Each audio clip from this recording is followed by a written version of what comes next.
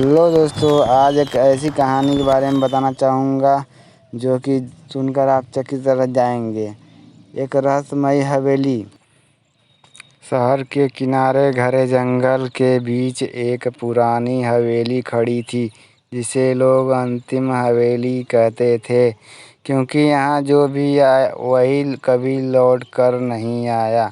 कहते हैं कि इस हवेली के हर कमरे में एक कहानी है, एक डरावना अतीत, और हवेली का आखिरी कमरा ऐसा है जिसमें आज तक किसी ने कदम ही हिम्मत नहीं की। उस कमरे के दरवाजे पर मोटे लोहे का ताला लगा है और लकड़ी पर गहरे खरोंच के निशान बने हैं, जैसे किसी ने अंदर से बाहर निकालने के लिए जान तोड़ दी है। गांव के बुजुर्ग कहते हैं कि यह हवेली करीब 150 साल पहले एक जमींदार ठाकुर रघुवीर सिंह की थी। उसकी एक बेटी थी आर्या, जो बहुत सुंदर थी लेकिन रहस्यमयी स्वभाव की थी। कहते हैं एक रात आर्या अचानक गायब हो गई और उसके बाद हवेली में अजीब घटनाएं होने लगी। दरवाजे अपने आप खुलने बंद होने लगे, रात सीढ़ियों पर तेज कदमों की आहट और डरावना हवेली के आखिरी कमरे में आती धीमी चीख। पुलिस ने कई बार जांच की लेकिन कुछ नहीं मिला। लोग मानने लगे कि हवेली में आर्या की आत्मा कैद है। सालों बाद इस मामले की जांच करने आया अर्जुन मेहरा एक जासूस था जो रहस्य को सुलझाने के लिए मशहूर था। अर्जुन ने हवेली का नक्शा देखा तो पाया कि आखिरी कमरे के पीछे एक गुप्त तहखाना भी है, जो नक्शे में तो बना है लेकिन बाहर से कहीं नजर नहीं आता है। एक ठंडी शाम अर्जुन हवेली में दाखिल हुआ। लकड़ी के गेट को खोलते ही एक बदबूदार हवा झोंका उसके चेहरे से लटकाया।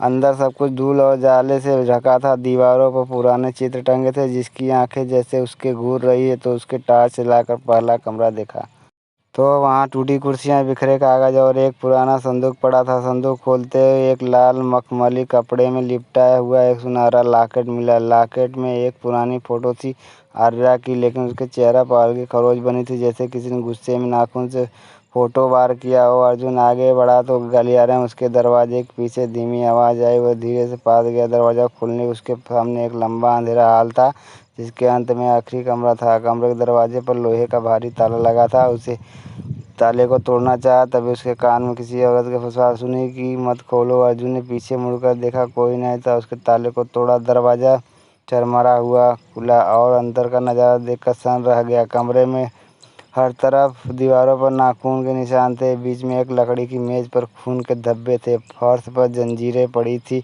और कोने में एक पुराना आईना रखा था, जिससे शीशे पर धुंधली परत जमी थी।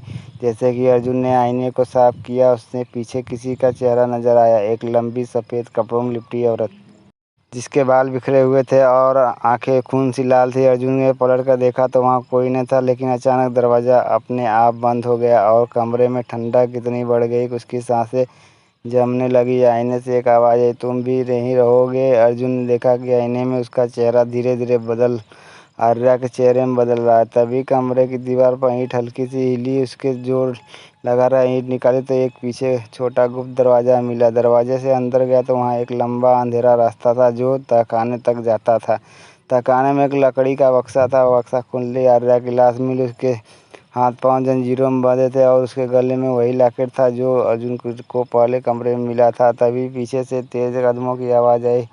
अर्जुन मुड़ा तो वहाँ एक लंबा चौड़ा आदमी खड़ा था, जिसके चेहरे पर लोहे का मुखौटा, उसके हाथ में खून से सना कुल्हाड़ा था। वह धीरे धीरे अर्जुन की तरफ बढ़ने लगा। अर्जुन ने अपनी पिस्तौल निकाली, लेकिन वह आदमी उस पर टूट पड़ा। दोनों में जोरदार लड़ाई हुई। आखिरकार अर्जुन ने मुखौटा तोड़ दिया और देखा कि वह आदमी कोई और नहीं बल्कि हवेली में मौजूद चौकीदार था, जो सालों से इस रहस्य को छिपा रहा था।